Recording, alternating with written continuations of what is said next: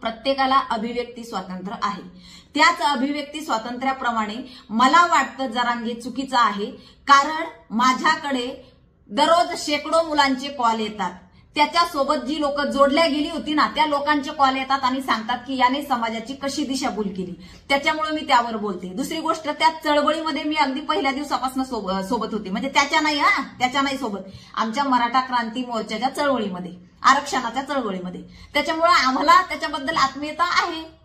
चळवळीमधले लोक आहोत आम्ही, म्हणून मी सुद्धा त्याच्यासोबत जोडल्या गेली होती. परंतु ज्या वेळेला त्याच्या काही राजकीय गोष्टींना तो किंवा राजकीय नेत्यांना तो वाचवण्यासाठी किंवा राजकीय नेत्यांचं ऐकून एखाद्या पक्षाला वाचवण्यासाठी फक्त तो समाजाचा वापर करतो हे माझ्या लक्षात आलं ना, त्यावेळेला करोडो लोकांचा विरोध मी पत्कारलाय आणि मी बोलायला सुरुवात केली. तू जे बोलली ना, पाकिट विरांगना आणि डॉलर कसे भेटतील आणि खरं बोलावं, तू तुझं बघा, माझ्यावर नाही बोलायचं.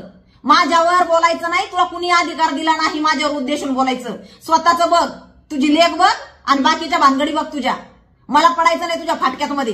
तुझं शिवत बस आणि फाडत बस तिकडं आणि धुवत बस. माझ्यावर अजिबात बोलायचं नाही.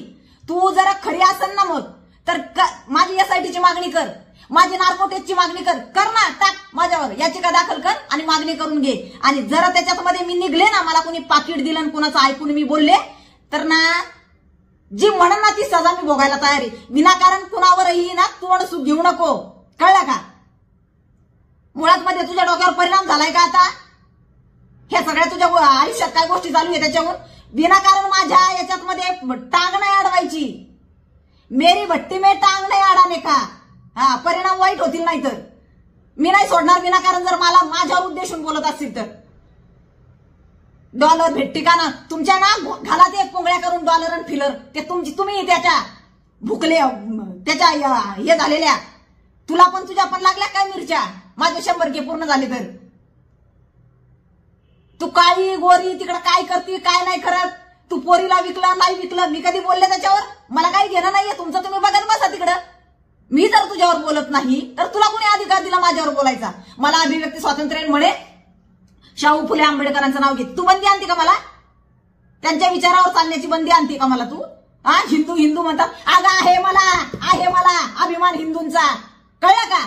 तुझ्या काय मिरच्या लागल्यात ग? आहे मी हिंदू आहे आणि हिंदूचा मी प्रचार प्रसार करीन शेवटच्या श्वासापर्यंत.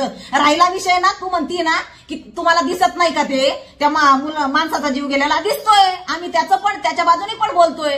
आम्ही बोलतोय ना आरोपीला सजा झालीच पाहिजे. तुझं काय म्हणणं आहे? शरद पवारांच्या गटाप्रमाणे त्या वाल्मिक कराराचा त्याचा समावेश नाही तरी पण मी त्याचं नाव घेऊ का घेऊ? अगं तू वकील बाई आहे ना, तुला एवढी तरी कळत अक्कल आहे का? तुला तुझ्या भेजात मध्ये अक्कल आहे का? कळतं का तुला की जर कोर्टाने जर त्याला अजून आरोपी सिद्ध केला नाही, कोर्टामध्ये जर तसे पुरावे गेले नसतील, कोर्टाने जर त्याच्यावर शिक्कामोर्तब केला नाही तो आरोपी आहे, तर मी का बरं त्याला आरोपी मानू? वकील आहे का तू नक्की?